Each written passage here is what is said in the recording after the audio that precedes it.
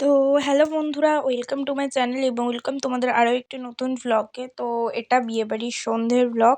তো দেখতে পাচ্ছ আমি একটা লেহেঙ্গা পরেছিলাম। তো আমি আর মা কেমন লাগছে বলো।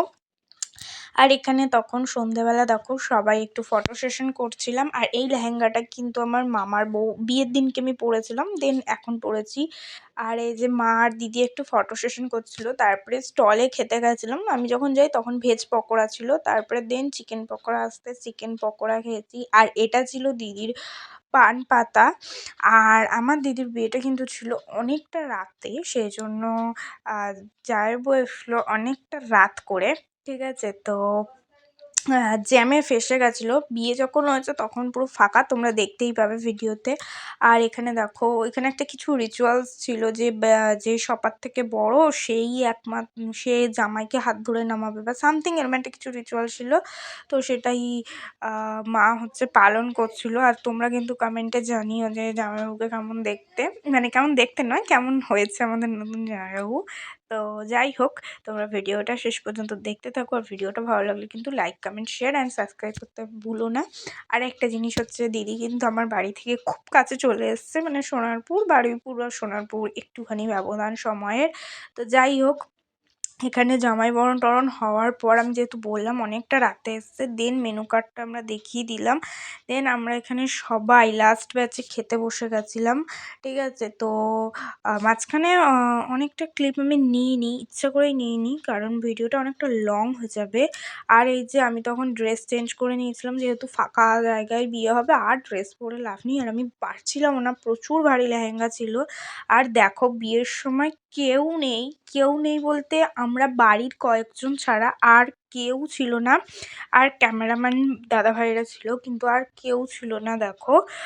আর এই হচ্ছে তোমরা দেখতে থাকো। এখানে ওই ৭ পাখে ঘোরা একটা রিচুয়ালস ছিল।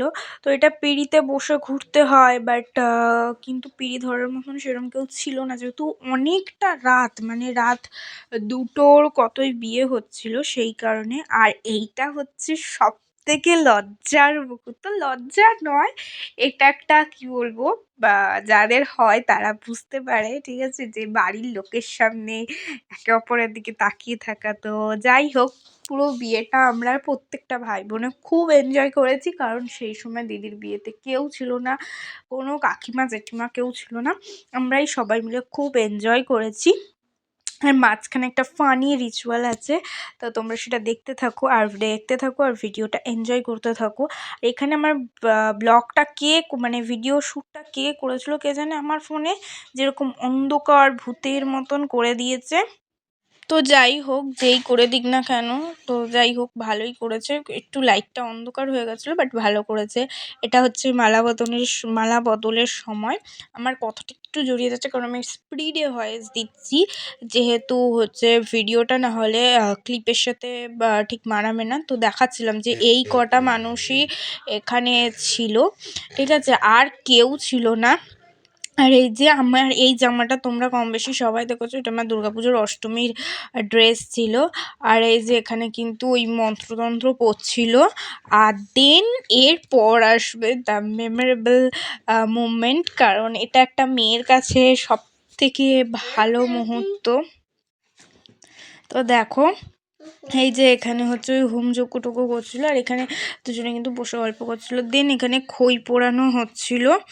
আর খই পোড়ানোর পর কিন্তু আবারও দিদি জিজু ঘুরে নিয়েছিল হচ্ছে ৭ পাকে বাঁধা, মানে ৭ পাকে বাঁধা নয়, ওই ৭ পাক ঘুরে নিয়েছিল। আমি এটা জাস্ট বললাম ৭ পাকে বাঁধা। আর এই হচ্ছে অপেক্ষার অবসান একটা মেয়ের কাছে, খুব কি বলবো, একটা ভালো লাগার মুহূর্ত। তো দেন দেখো এইটা হচ্ছে সেই মুহূর্ত। আর আমি বারবার একই কথাই বলছি। আর এই যে হয়ে গেল এতদিনের অপেক্ষা, এতদিনের রিলেশন, তো সব কিছু এই ১ মিনিটের মধ্যে কমপ্লিট। আর এখানে কিন্তু জিজু দেখছিল। আর এই হচ্ছে সেই ফানি মোমেন্ট, এখানে বলেছিল যে কোনো একটা আইবুড়ো কাউকে বসতে, বাট আইবুড়ো ওখানে আমি একলাই ছিলাম, তো সেই কারণে আমিই বসেছিলাম। আর আইবুড়োদের বসে হচ্ছে ওই কি মিষ্টি আর জল খাওয়াতে। আমি বলছি আমাকে একদম একটুখানি দাও, কিন্তু ওরা আমাকে পুরো মিষ্টিটাই খাইয়ে দিয়েছে। আর এই যে এত ধোঁয়া উঠছিল, যেটা বলার মতন নয়, ঠিক আছে? আর এই যে আমি এখানে খেতে পারছি না, অত রাত্রেবেলা জাস্ট খাওয়া যায় না। আমি এখানে দেখো ওরা সবাই খেতে বসে গেছে। তো ভিডিওটা কেমন